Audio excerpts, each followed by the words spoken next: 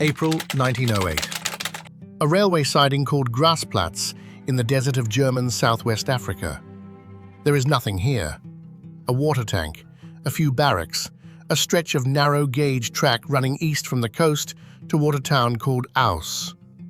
No passenger has ever boarded a train at Graasplatz. No passenger ever will. The station exists for one purpose only: to house the men whose job is to keep the sand off the rails.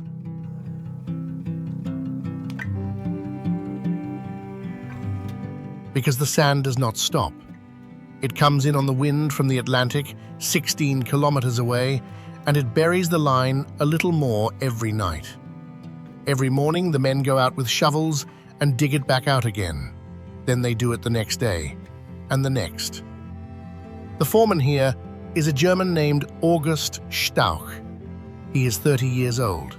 He has asthma, and a doctor in Thuringia told him that a dry climate might save his lungs.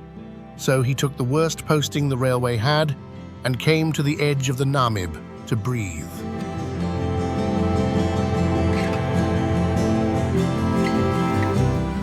Stauch is a strange man for this job.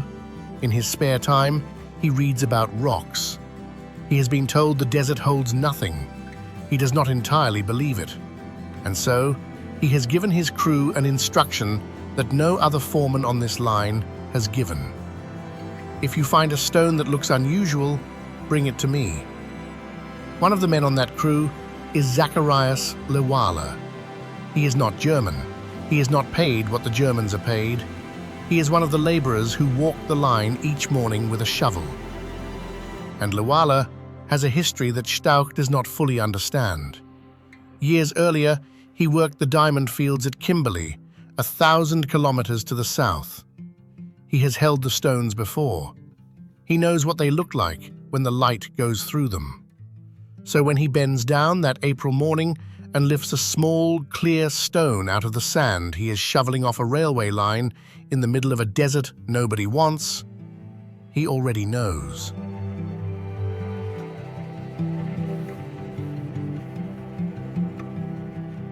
He carries it up the line. He hands it to August Stauch, and Stauch takes off his watch and drags the edge of the stone across the glass. It cuts. Within 4 years, the ground around that railway siding will produce more than 1 million carats a year. Roughly 1 in every 8 diamonds mined on Earth will come from this stretch of sand. A town will rise here with a ballroom, a theater, a bowling alley, an ice factory, and the first X-ray machine in the southern half of Africa. And within 50 years, all of it will be gone. Not destroyed, not bombed, not burned. Buried, room by room, doorway by doorway. By the same sand those men were shoveling off the tracks.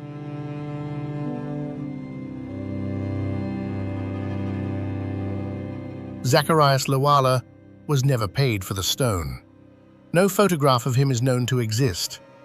August Stauch became one of the richest men in Africa, lost nearly all of it in the crash that followed, and died in a German hospital bed in 1947 of stomach cancer with almost nothing in his pockets. The desert kept the rest.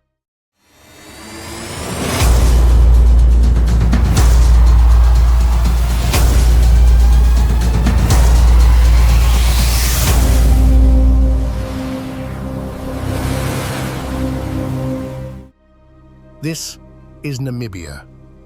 It sits on the southwest shoulder of Africa, facing the Atlantic across 2,000 kilometers of coastline.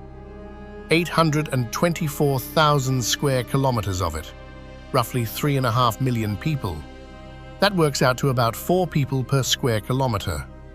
Only one country on Earth is emptier.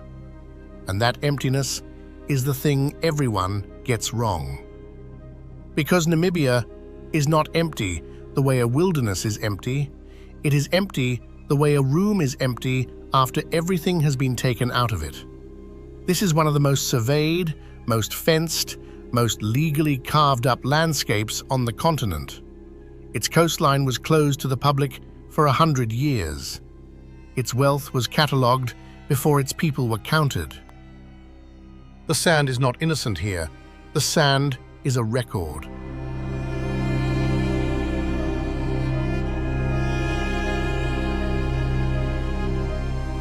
To understand what happened at that railway siding, and to understand the town that grew out of it and what became of that town, you have to start with the thing that was here long before any of it: the desert itself.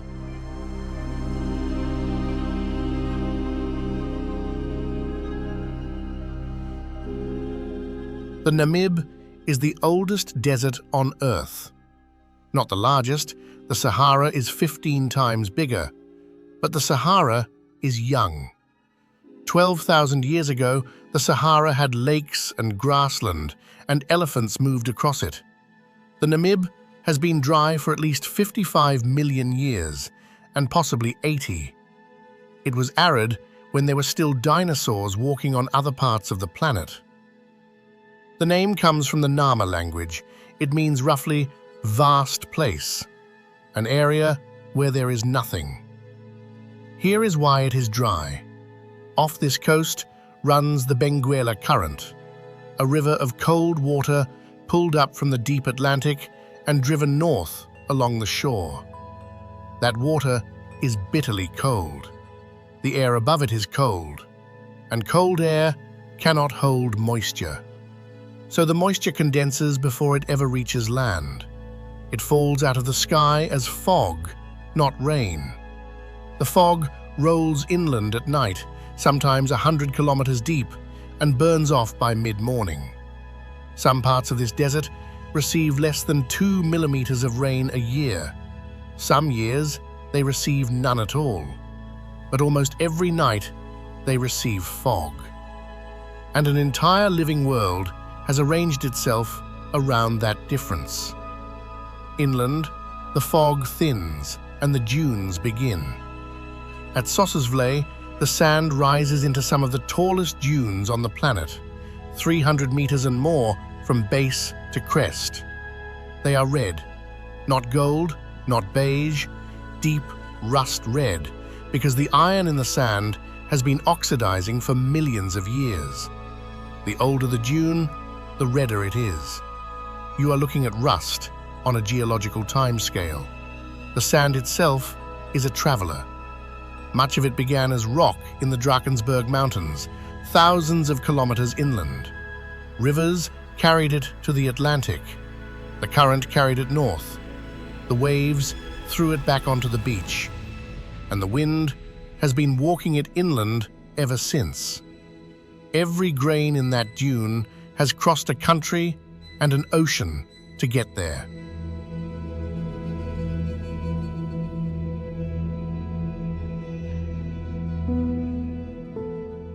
And then there is Deadvlei. It is a white clay pan ringed by dunes, and standing on it are trees. They are camelthorn. They are black. They have no leaves and no bark, and they have been dead for roughly 900 years. Once, a river reached this place. The Tsauchab flooded far enough to pool here, and the trees grew in the water, and then the dunes shifted and cut the river off, and the water never came back. The trees should have rotted. They did not. Rotting requires moisture and bacteria and fungus. There is none of that here. The air is so dry that the wood simply hardened and scorched and stayed. So they still stand, 9 centuries dead, holding the exact shape they held on the day the water stopped. It is the clearest picture in Namibia of what this desert actually does. It does not destroy things, it preserves them, and it waits.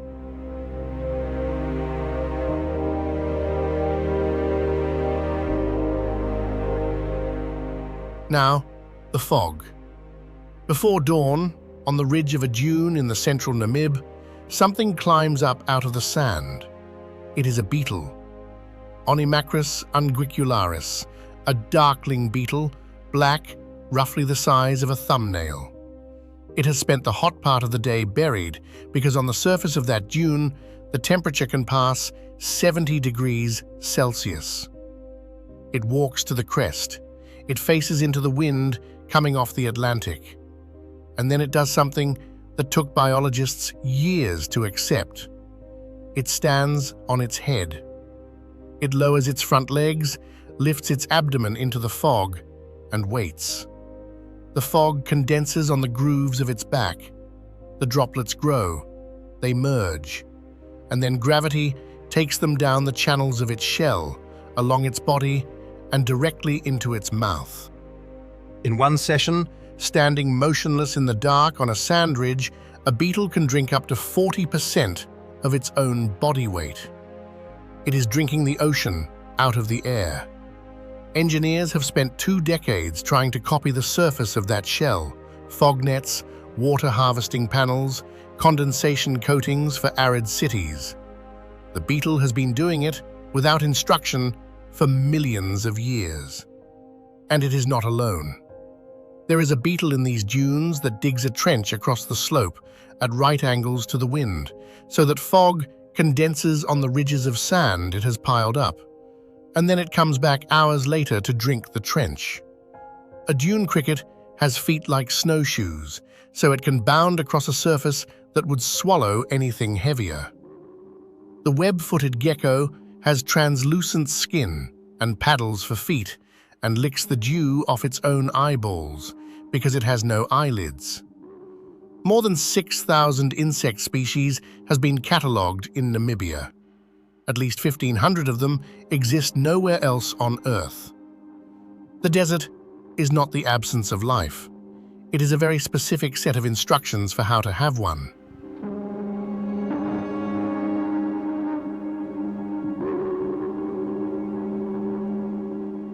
Follow the fog west, and it takes you to the coast. The Portuguese navigator Diogo Cao reached this shore in the 1480s. He put a stone cross on the rocks and left. The sailors who came after him gave the coastline a name that has never really been improved on: the Gates of Hell. Today, it is called the Skeleton Coast. The name is not a metaphor. Here is the problem the coast presents. The fog that keeps the beetles alive also blinds ships.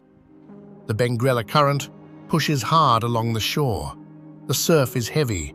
The wind blows onshore. There is no natural harbor for hundreds of kilometers, and behind the beach, there is no water, no shade, and no road out. A ship that ran aground here did not simply sink. It stranded. The crew usually survived the wreck. What killed them was the walk. Nobody knows how many ships lie along this coast. The sand covers them, and then it moves, and then it uncovers them again somewhere else. The Edward Bolen went down off Conception Bay in 1909. Today, the wreck sits half a kilometre inland, upright, rusted through, sitting in the dunes with sand up to its rails. The ocean did not retreat. The desert advanced. In 1942, a British cargo ship called the Dunedin Star grounded near the northern border with 106 people aboard, including women and children. What followed was one of the strangest rescue operations of the war. A tug, a bomber that crash-landed on the beach, and a convoy that drove overland across the Namib for weeks. Most of them made it out, not all. And in the middle of all that hostility, the coast is loud with life. At Cape Cross, roughly 100,000 Cape fur seals crowd a single stretch of rock and beach. It is one of the largest colonies of its kind anywhere.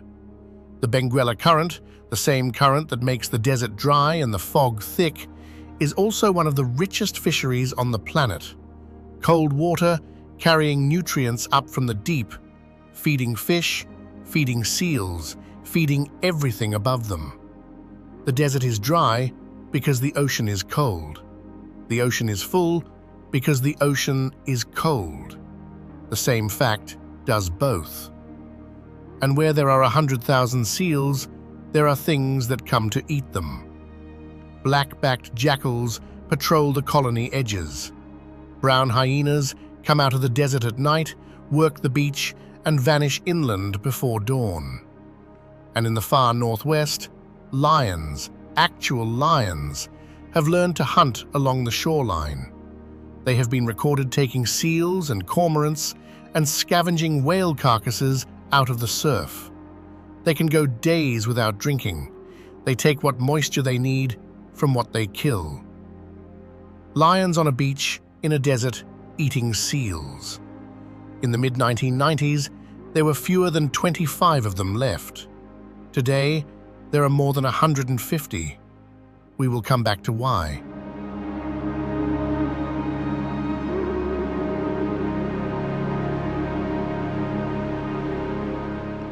Now, 400 kilometers south of that seal colony, at the mouth of the Orange River, sits a town called Oranjemund. Oranjemund is a diamond town. It exists because the beach terraces here hold the richest alluvial diamond deposits ever found. The same stones that came down the Orange River over millions of years, washed out to sea, and were then thrown back onto land by the surf and buried by the wind. To mine them, the company does something extraordinary. It builds enormous sand walls out into the Atlantic, pumps the seawater out from behind them, and then digs up the seabed. In April of 2008, a geologist checking the drainage in one of those drained pits bends down to look at a metal disc sticking out of the sand. It is a copper ingot. Stamped into it is a trident, the mark of the Fugger banking house of Augsburg. Mining stops. Archaeologists arrive, and over the following weeks, they pull out of the seabed the oldest shipwreck ever found on the west coast of sub-Saharan Africa. Her name was the Bomb Jesus. She left Lisbon on the 7th of March 1533, bound for India, one of 7 ships in the fleet. She never rounded the Cape. She was written into the Portuguese records as lost, and for 475 years, nobody knew where.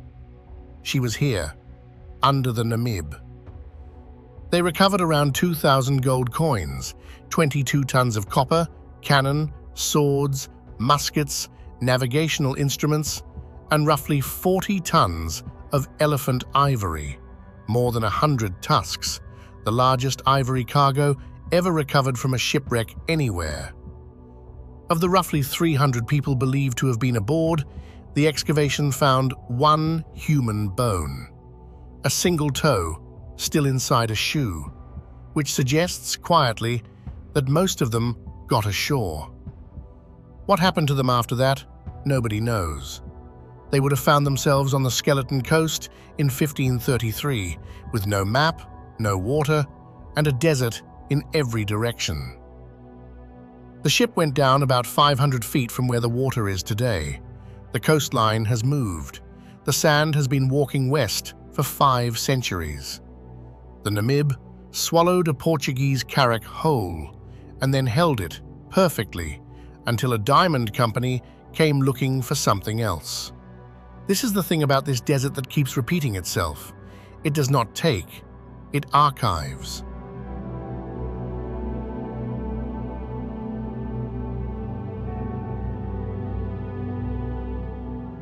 Move inland and north, and the dunes give way to stone. Damaraland is a landscape of granite and basalt, flat-topped mountains, black boulder fields, dry riverbeds that carry water perhaps a few days a year. It looks like the surface of a planet with the atmosphere removed, and people have been living in it for a very long time. At Twyfelfontein, on a slope of red sandstone, there are more than 2,500 engravings cut into the rock. Giraffe, rhino, lion, elephant, ostrich, human footprints, a rhinoceros with the horn shown in profile because that is how it must be understood, not how it is seen. Some of them are around 6,000 years old. They were made by hunter-gatherers and later added to by herders, and the current understanding is that many of them are tied to ritual, the marks of shamans mapping the animals and the water holes and the relationships between them. And among the carvings, there is a seal and a penguin. The nearest coast is 100 kilometers away.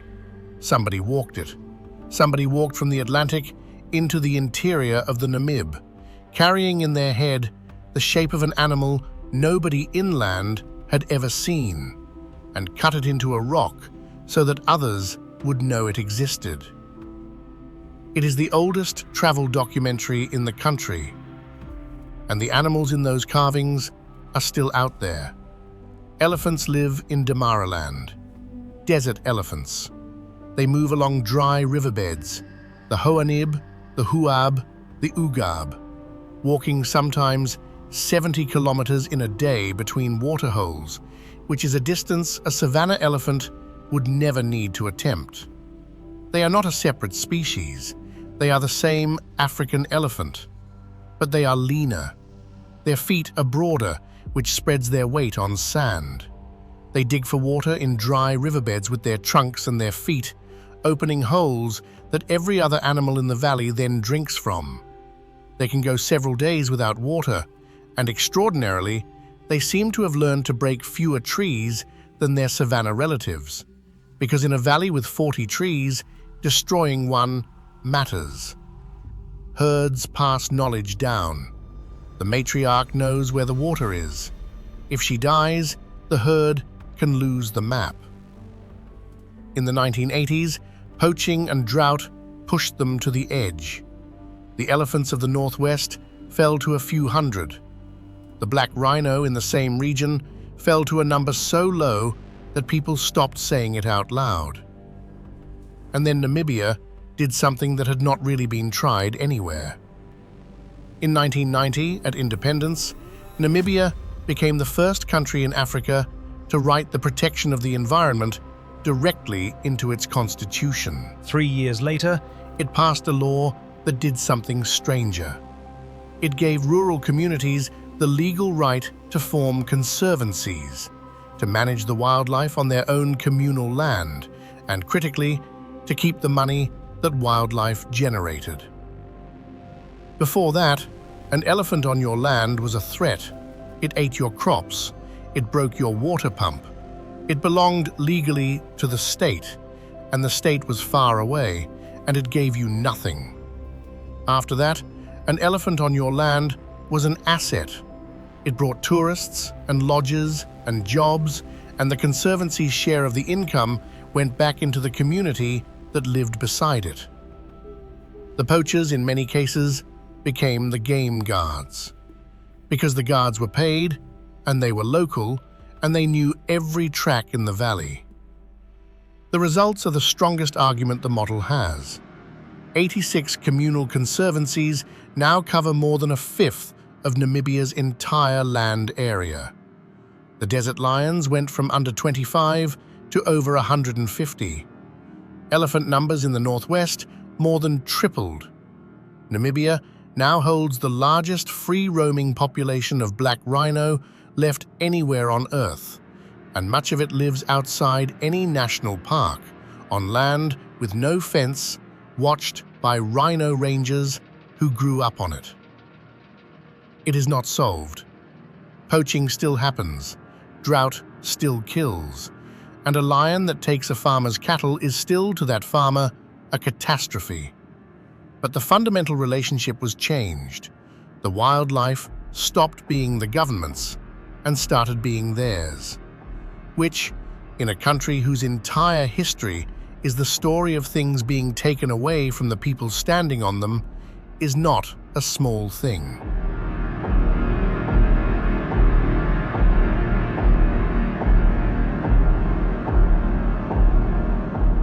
Further north and east, the land flattens into something else entirely. Etosha. The name means roughly Great White Place. It is a salt pan 120 kilometers long, so flat and so bright that it can be picked out from orbit. For most of the year, it is bone dry, a crust of minerals so hard that a truck can drive across it. Then the rain comes for a few weeks, and a film of water spreads across it, and flamingos arrive in their tens of thousands to breed on a lake that will be gone again by winter. Around its edges, the waterholes hold everything: elephant, giraffe, zebra, black rhino, lion. In the dry season, you do not track the animals in Etosha. You sit at the water and let them come to you, because there is nowhere else for them to go. And on the plains around the Pan, and out across the gravel of the central Namib, there is one animal that seems, more than any other, to belong to this country's idea of itself. The gemsbok, the oryx. It is a heavy antelope, pale grey and cream, with a black and white face like a mask and two horns that come off the skull almost dead straight and can pass a meter in length. It lives where nothing should drink. The gemsbok can go for weeks without water. It gets moisture from the plants it eats, and from tubers and melons it digs out of the sand. When the day heats up, it does not pant, because panting wastes water. Instead, it lets its own body temperature climb to a level that would cook the brain of most mammals. And then it protects the brain specifically. Blood on its way to the head passes through a fine mesh of vessels in the nose, where the air it breathes cools it. The body can run hot. The brain stays cool. It has effectively installed a radiator behind its own face. It is on the national coat of arms. It is on the crest of the country's rugby team. And in a landscape that has been claimed and reclaimed by 4 different flags in 150 years, the gemsbok is the thing that was never conquered, never domesticated, and never left.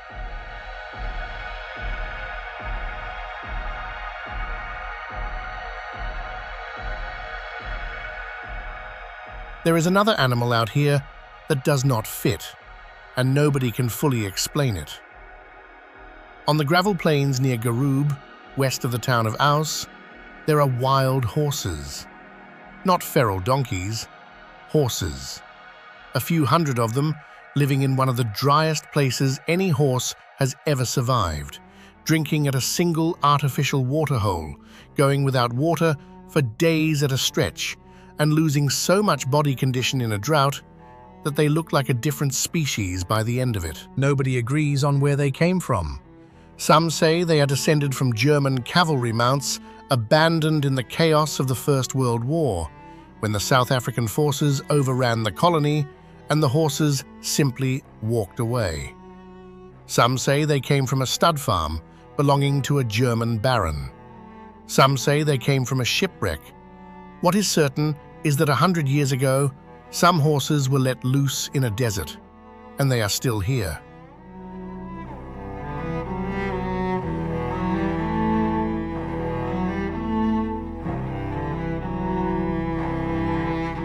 Now go north to the Kunene, where the country runs up against Angola.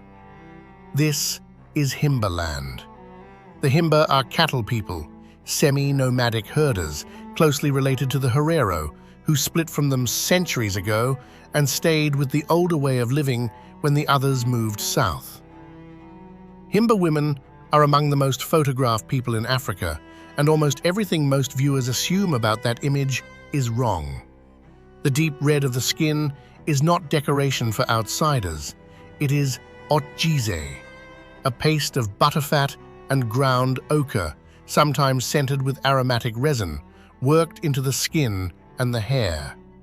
It protects against the sun, it keeps insects off, it seals the skin against the dry air, and it does something more practical than any of that. In a place where water must be carried and where the wells run low for months at a time, otjize is how you stay clean without using water. The hairstyles are a language. A girl's braids say she is a child. A different arrangement says she has come of age. A leather headdress, the arembe, says she is married or that she has borne a child. You can read a Himba woman's life off her head if you know how to look, which is exactly what clothing has always done, everywhere, for everyone. At the center of every homestead burns the okuruwo, the sacred fire. It is kept alive continuously, and it is understood as the line of communication between the living family and the ancestors. The head of the household sits at it and speaks to the dead. When the family moves, an ember goes with them, and the fire is restarted from that ember at the next place. The fire does not go out because the family line does not go out. That is the whole idea. And the Himba are under pressure, from drought, from the loss of grazing, from proposed dams on the Kunene River, from schooling systems that require children to leave the herds, and from a tourism industry that sells their photograph and rarely tells anyone why the ochre is there. They are not a museum exhibit. They are cattle farmers, in a drought, with a smartphone in the truck and a fire that has not gone out in generations. Both of those things are true at once.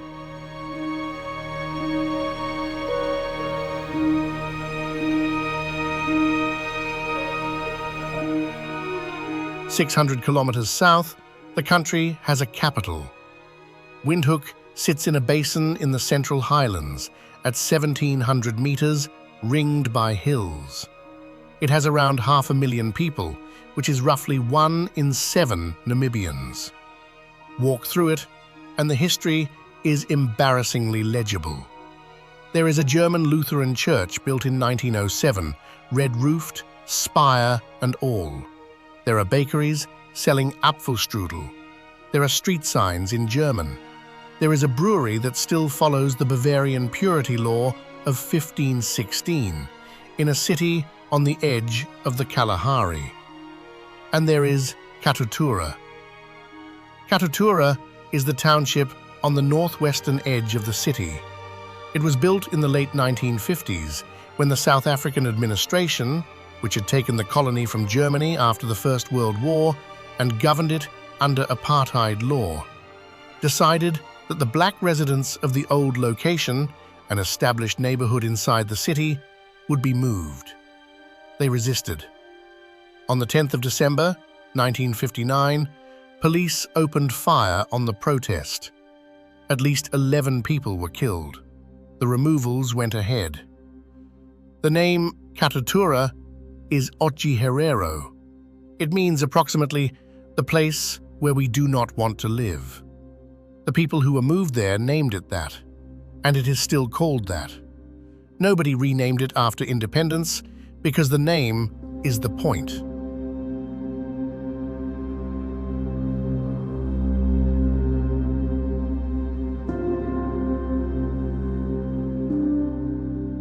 And in Windhoek, and in Okahanja, and at gatherings across the center of the country, you will see something that stops most visitors in their tracks. Herero women in full Victorian dress, floor-length gowns, high collars, tight bodices, sleeves puffed at the shoulder, layers of petticoats underneath, sometimes 10 meters of fabric in a single garment, worn in a country where the summer sits comfortably above 35 degrees. It is called the Ahorokova, and on the head sits the Ojikaiva, a folded fabric headdress with 2 horizontal points, one to each side. The dress came from the wives of German missionaries and colonists who found the Herero underdressed by the standards of 19th century Europe and put them into the clothing of 19th century Europe. The Horns did not. The Herero are cattle people. Wealth is cattle. Status is cattle. The ancestors are reached through cattle. And so the headdress is shaped like the horns of a cow, deliberately, and it sits above a dress that was imposed by outsiders, and the two things are worn together, every day, on purpose. Herero men at commemorations wear military uniform, modeled on the uniforms of the German troops their great-grandfathers fought, and in some cases took off the bodies of the men who fell. There is a reading of this that says, assimilation, the colonized absorbing the colonizer. Ask the women who wear it, and you will hear something colder and more exact. You take the clothing of the people who tried to erase you. You wear it in the street, on a Tuesday, at the school gate, at a funeral. You put your own horns on top of it. And every time you do, you are standing in front of them, alive. To understand why that matters, why a dress can be an argument, you have to go back to what happened in this country between 1904 and 1908.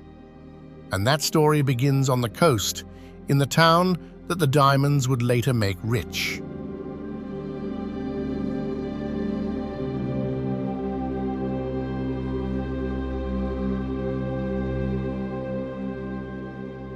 Lüderitz should not be a town.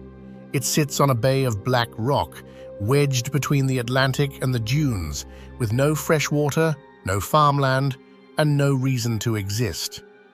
The wind blows almost continuously. For decades, drinking water had to be brought in by rail in barrels. And on a rise above the harbour, a Lutheran church, built into the rock in 1911, looks out over the whole thing. They call it the Felsenkirche, the Rock Church. It has stained glass sent from Germany in a town where they had to import water. The bay was taken in 1883. A tobacco merchant from Bremen named Adolf Lüderitz sent an agent inland to a settlement called Bethany to negotiate with Joseph Fredericks, a chief of the Nama. The agent bought the bay and the land around it for £100 in gold and 200 rifles.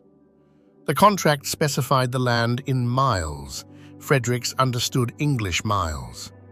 The Germans meant German miles, which are more than 4 times longer. It was not a mistake. It was the plan. In the colony afterwards, they called the deal by a nickname, the Miles Swindle. From that bay, the German Empire declared a protectorate, and over the next 20 years, settlers took land, took cattle, and took water rights across the center of the country, backed by soldiers and by a legal system in which a Herero's testimony was worth less than a German's. On the 12th of January 1904, the Herero rose. Their paramount chief, Samuel Maharero, ordered his men to attack the German farms and military posts and gave an explicit instruction not to harm women, children, missionaries, or the English and Boer settlers. The uprising went well at first. Then Berlin sent Lieutenant General Lothar von Trotha. In August 1904, von Trotha's forces surround the Herero at the Waterberg. The encirclement is deliberately left open on one side. The side that is open leads east into the Omaheke, the Sandveld on the edge of the Kalahari. The Herero are driven into it. Tens of thousands of people, with their families and their cattle, pushed into a waterless country. German patrols hold the perimeter behind them. The waterholes on the escape routes are poisoned or guarded. On the 2nd of October, 1904, von Trotha issues a written order. He states that the Herero are no longer German subjects, that any Herero found inside the German border, with or without a gun, with or without cattle, will be shot, that he will not take in women and children, but will drive them back to their people or have them fired upon.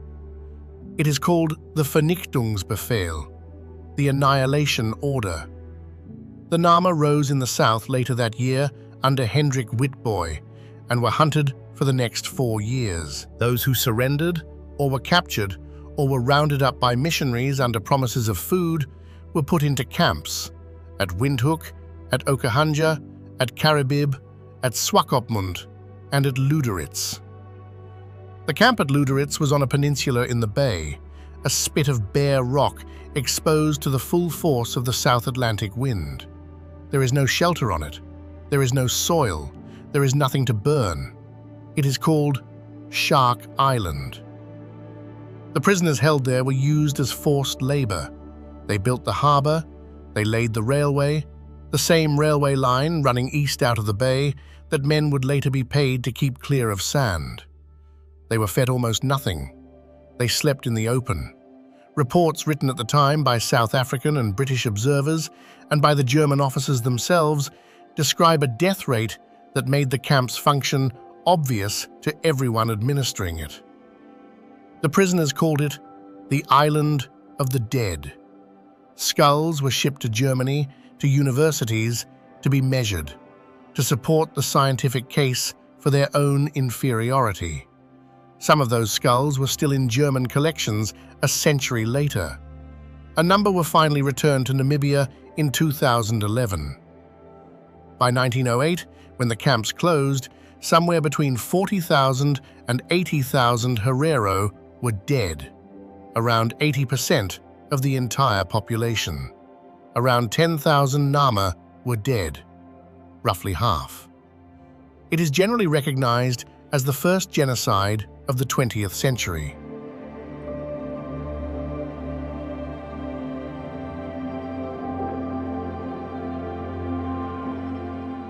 Germany acknowledged the events as genocide in 2015.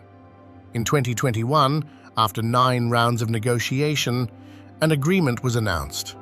1.1 billion euros paid over 30 years, described as development aid and explicitly not as reparations, with legal liability rejected. The Herero and Nama chiefs' own chosen representatives were not at the table. Many of them rejected the deal outright. In May 2025, Namibia observed its first National Genocide Remembrance Day. The date chosen was the 28th of May, the day in 1907 that the camps were ordered closed. And here is the fact that arranges everything else in this documentary. The camp at Shark Island closed in 1907. Zacharias Lewala picked up the diamond in April 1908. The prisoners who died building that harbor and that railway line never knew what was under the sand they were forced to move. The men who found it were standing on their graves.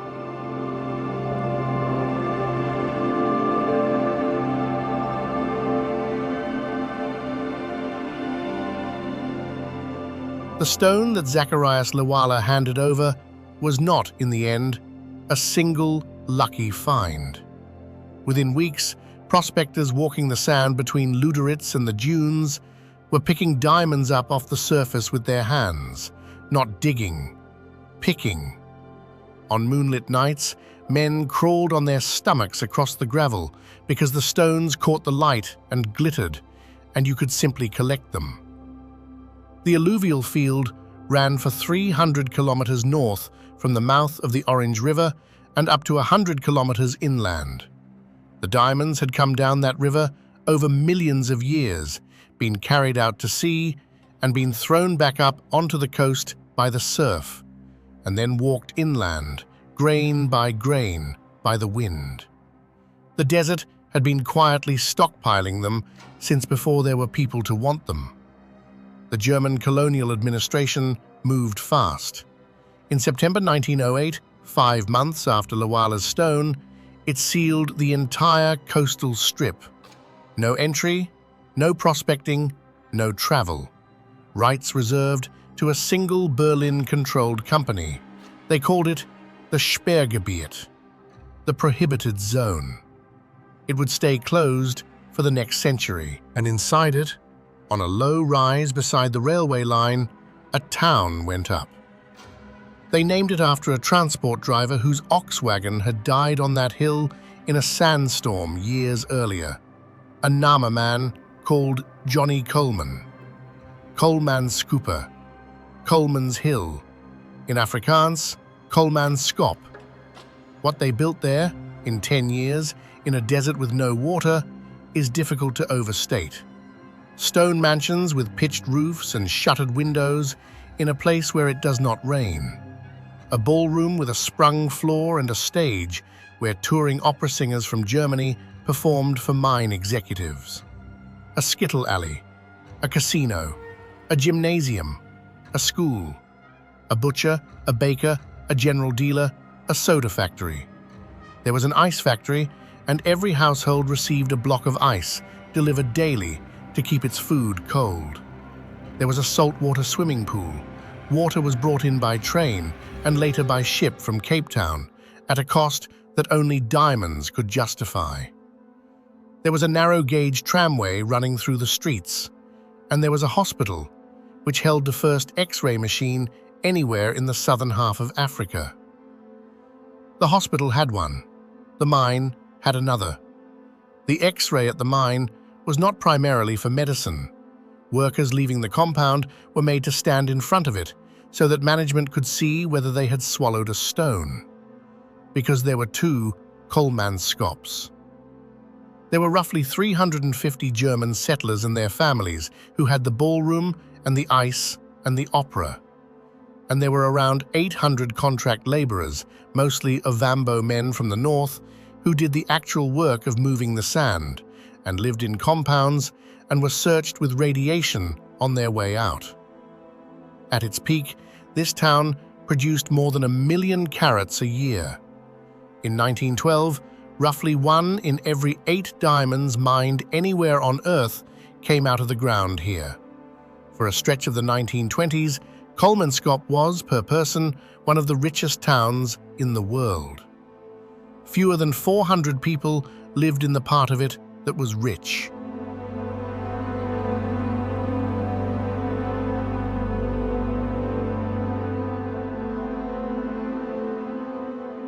And then it ended, in exactly the way these things always end. The field was finite. It had been mined hard since 1908, and by the mid-20s, the stones were getting smaller and scarcer and further apart. And then, in 1928, word reaches Kolmanskop. 270 kilometers to the south, on the beach terraces near the mouth of the Orange River, prospectors have found the richest diamond deposits ever recorded. They are lying in the gravel of the old sea terraces.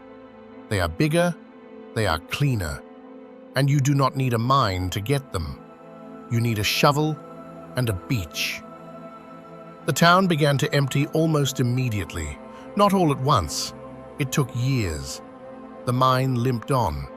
The machinery was stripped out and shipped south through the 1930s. The Depression took what was left of the market. Mining stopped for good around 1950, and the last family walked out of Kolmanskop in 1956. They did not pack the town up. They packed their bags. The bathtub stayed, the wallpaper stayed, the ballroom stage stayed. The bowling lane stayed. The account books stayed in the office. They locked the doors and drove to the coast and got on with their lives, because the town was never a home. It was a machine for turning sand into money, and the sand had stopped paying. And the moment the last person left, the thing that had been held off for 48 years simply resumed. Remember what the entire town had been built on? Remember what every one of those workers was doing on the railway line at Grassplatz, every single morning before dawn, shoveling the sand back. Nobody was shoveling anymore. The wind here blows predominantly from the southwest, off the ocean, and it does not stop. Sand piles against a wall. It rises to a windowsill. It breaks the glass, or the wind takes the shutter, and then it comes in. It goes through the front door of a mansion and drifts across the hallway. It climbs the staircase. It fills the ballroom to the height of a man's waist, and then his chest. It comes through the roof where the roof has failed. It lifts a bathtub off the floor and holds it tilted halfway up a wall of sand. Doors that were closed in 1956 are still closed. but the sand has come through the frames around them, and now the doors hang open onto rooms that are 3/4 full. And nothing rots. This is the driest air on the continent. The wallpaper is still on the walls, hand-painted borders, floral patterns, the colors faded but perfectly legible. Paint peels off a ceiling in a single curl and lands on the sand and stays exactly where it lands for 30 years. The desert did not demolish Kolmanskop, it filed it away. 68 years later, you can walk through it. Namib, the joint operation between the Namibian government and De Beers, runs permits and guided tours, and a handful of the buildings have been dug out and stabilized so they do not collapse on the visitors. The rest are being taken, slowly and completely, and on a schedule nobody controls. Studies from around 2010 recorded a marked deterioration in several of the structures. The sand does not preserve everything forever. It preserved it for a while, and then it wins. The town that produced 1 in every 8 diamonds on Earth is being erased by the substance it was standing on, at a rate of roughly a few centimeters a year, and there is no version of the future in which it survives. That is the story the title promised you, but it is not the last thing that happens here. The prohibited zone outlasted the empire that drew it. Through German rule, then South African rule, then apartheid, then independence, the Sperrgebiet stayed shut. 100 years of no roads, no farms, no towns, no visitors, because the diamonds were under it and nobody was allowed in. And a century of exclusion, imposed for the worst possible reason, did something nobody intended. It produced one of the least disturbed stretches of coastline on the planet. When botanists were finally let in, they found a corner of the succulent Karoo biome, one of the richest, arid plant regions on Earth, essentially untouched, holding hundreds of species that grow nowhere else. In 2008, 100 years after Lawala's stone, the prohibited zone was declared a national park. Sao Cabe. Most of it is still closed. Diamond operations continue on a fraction of it. And now the country is looking at that same coastline again. The diamonds are running down. The land deposits are largely finished. The remaining stones are being scraped off the seabed by ships. Uranium comes out of the central desert.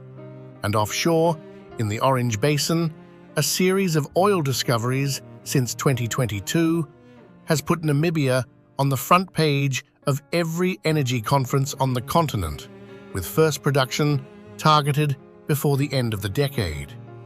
At the same time, the wind and the sun over the Sperrgebiet, relentless, cloudless, and worthless for 100 years, turn out to be close to ideal for making hydrogen. A project at Luderitz proposes to build one of the largest green hydrogen facilities anywhere on the ground of the old prohibited zone, and to ship the product out through an expanded harbour. The harbour needs more space. The space it needs runs up against Shark Island. In 2024, that expansion was halted after Nama and Herero, traditional leaders, demanded that no ground be broken until the unmarked graves are surveyed. The bay itself is understood by descendant communities as a burial site because the bodies of those who died in the camp were put into the sea. The country needs the port. The port sits on the dead. That is not a metaphor, and it has not been resolved. 12 kilometers inland, the sand keeps moving through the ballroom. And at night, when the permits have expired and the last vehicle has gone back down the road to Luderitz, something walks into Kolmanskop. It is a brown hyena, the rarest hyena on Earth, nocturnal, solitary, a scavenger, so seldom seen that most people who live nearby have never laid eyes on one. They pass through the town on their way to the coast to hunt seal pups on the beaches and take what the Atlantic throws up. They shelter in the buildings, they den in the rooms. A South African photographer named Wim van den Heever noticed their tracks in the sand inside the houses and set a camera trap. It took him 10 years to get a single photograph.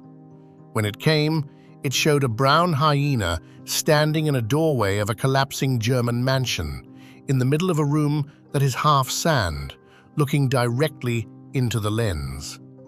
In 2025, that image was named Wildlife Photographer of the Year. It is worth sitting with what that picture actually contains.